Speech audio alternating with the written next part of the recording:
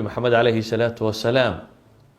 iyo saxaabadii oo fadhiya ayuu wuxuu nabigu yiri waxa idin soo galaya nin ahlu jannah kamida nin oo la soconaya buu nabigu leeyahay ahlu jannah kamida dabeetana nin baa yimi ansaariya oo gadhkiisa weysadii ka daayso oo labada kaboodna bidixda ku sita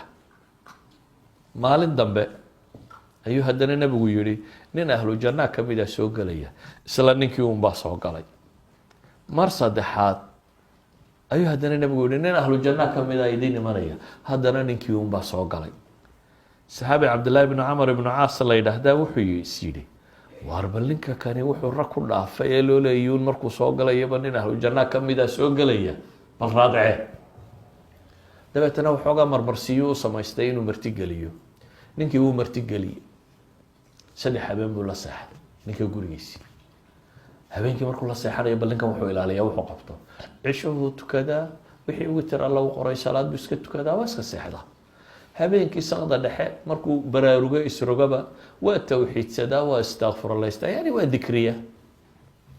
Nabiga alayhi salatu wasalaam wuxuu tilmaamay qofka way saqab ku seexda habeenkii markuu soo kaco subhanallah walhamdulillah wala ilaha illa allah wallahu akbar wala hawla wala quwwata illa billah allahumma ighfir li ilahi dabigiisa waa dhaafa markuu habeenkii toosay isrogayo adkaarta ayar kooban akhrista ilahay dambiga waa ka dhaafa ninkan intaana waa sameeyaa saddexdii maalmood markay dhamaatay ayuu wuxuu ku yiri Abdullah ibn Umar wariyo waxaan rabaa balinaadii waranto salaada subax markay soo dhawdana uu ka caawino de fajriga dadka sidee u tukanayeen buulama wuxuu wax dhibi ma jirin waxaan kuugu iimaan ogaado waxaad qabato amal weyn oo gaar ah lagu tilmaamana ma arag maxaa halkan ku gaarsiiyay nabi maxamed sheegay ii sheeg nabiga kaleey salaatu wasalaam wuxuu leeyahay ahlu jannah dadkeena ma arkaba inaad ka amal badan tahay waxa aad qabatay wixii sheeg buu ku yiri wuxuu ku yiri inta aad aragtay mooyaane wax kale ma sameeyo isagoo la yaaban markuu sii dhaqaaq buu yeeray wuxuu yiri laakiin midaan ku sheego qof muslima غشية خيامكم السمايو وحاسدنا iyo waxaan laabta ugu hayaana muslimiinta ma jiraan عبد الله wuxuu yiri هذه التي بلغت بك وهي التي لا نطيق warwaatan taad meesha ku gaadhay buu yiraahdaa aanu kari weyn in laabtaadu nadiif tahay oo aanad cidna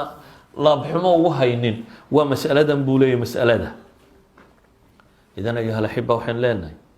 ahlu janna wa naza'na ma fi sudurihim min ghill ikhwanan ala sururin mutaqabilin ونزعنا ما في صدورهم من غل تجري من تحتهم الأنهار إلهي باكو أمانيا تابعينتي والذين جاءوا من بعدهم يقولون ربنا اغفر لنا والإخواننا الذين سبقونا بالإيمان هذا با إن أدلاب فيوباتا أديك عافمات قبي كوت واحد سيحان سادو مير قبو عافمات قبو وحني بكو هاي أدو عيل قبو هذا استرا هذا سيحان قمي بميسي سقال شربة وردادك التوسيسي iyadoo kolba maskaxdaadu ay soo celinayso warku talooyinka iyo wixii dhibku haysatay waxaad ka badbaadaysaa colaadaha iyo dhibtoodan walidaalika quraanka u fiirso ambiyada ilaahay markuu sifeeyay waxyaabo lagu sifeeyay ugu waaweyn waxa kamid ah inay dad laabtoodu nadiif ahayd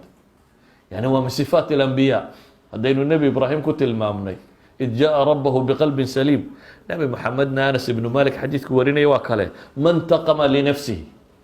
ولقي ما أرقصا معناه دوام حي مدح عيل قبطة هدي دده قامي سوالا شبه نين سلا أرقصا مرير بالحبال أما كوا قربي أما سياسيين تنتن كان حبال أما نين عيل قبا هدو مدح نغضه ولا مقوران nin laakiin laabtiisu caafimaad qabto dadka inuu kor wado socda haduu yimaado wax buu hogaamin karaa علم القرآن الكريم في بيتك bishaaro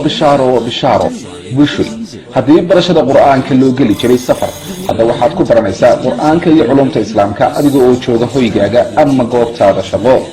dugsiga online-ka ee barashada qur'aanka iyo culumta islaamka duruusta sida taxanaha u bixinayo waxaa kamid ah barashada qur'aanka iyo higaada culumta shareecada tarbiyada ubadka iyo luqadda carabiga qiraa'aadka qur'aanka kariimka iyo barashada salaada isqoristu waa ay socotaa wixii faahfaahinaya intaasi dheer kala xiriir telefoonada iyo ciwaanada ku